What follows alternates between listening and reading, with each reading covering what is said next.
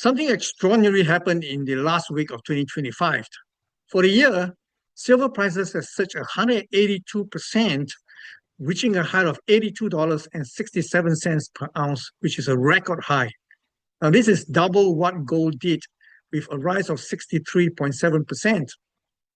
While the surge in price was exhilarating, it was not the most glaring thing. This was because COMEX raised the margin requirement for silver futures twice in 2 business days.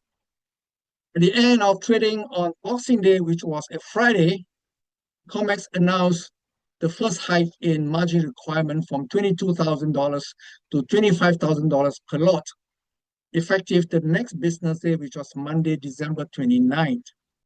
When the market opens on Monday on Globex, the March silver futures contract fell from $82.67 per ounce to an intraday low of $70.22 per ounce, representing a more than 15% fall for the day itself.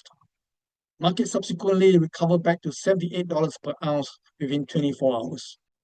That was when COMEX once again raised margin requirement by 30% from $25,000 to $32,500 per lot. Prices of silver falls back to $69.26 per ounce before closing the year at $70.61 per ounce.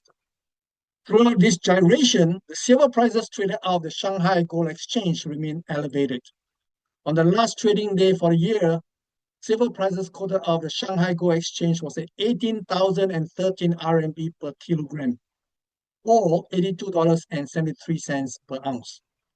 This represents a $12 premium, which has never happened before. Now, it's becoming obvious that this is a battle between the paper and physical market for silver. To make matters worse, China had effectively banned the export of silver effective New Year's Day, which is January the 1st, 2026. So what's in store for silver going forward? To get a better understanding of what may happen, let's refer to the charts.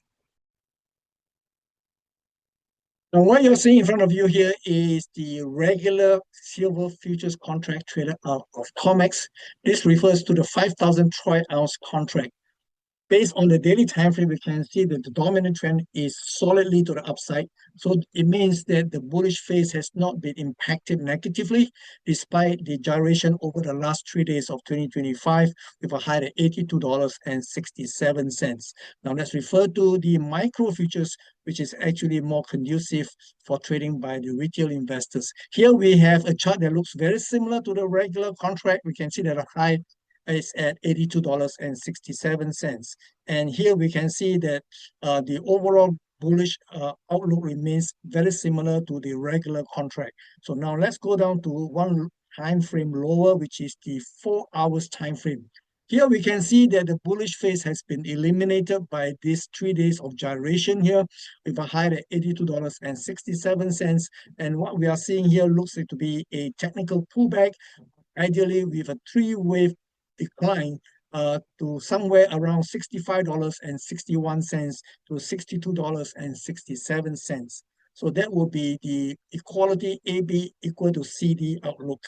Now, when we look into the final details, we can see that there is an area of demand over here, which is between $68.15 to $69.53, which actually captured the low here at $69.26. And this has been evident by this candle bar here, which is actually very strong to the upside.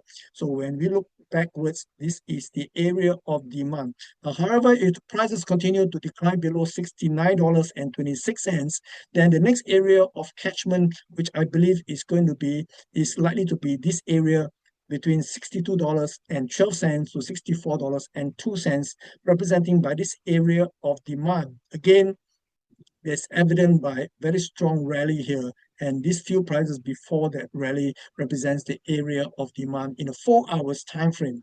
Now, when we look into the 60 minutes, we can clearly see the 3-wave technical pullbacks may actually unfold, and the area of ideal demand would be $64.26 to $65.09. Now, overall, the markets for silver remains very, very bullish. So the way I see it is that this pullback here, regardless of the reason, is a reason for me to look for areas to add positions to my existing long position in silver because the fundamentals is severely in favor of higher prices going forward.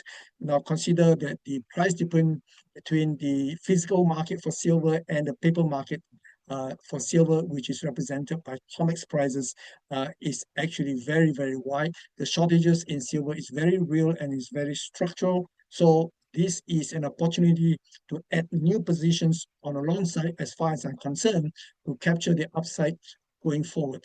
So this is my view for the futures in the near term. I hope this has been useful to you. In the meantime, I wish you guys a happy new year.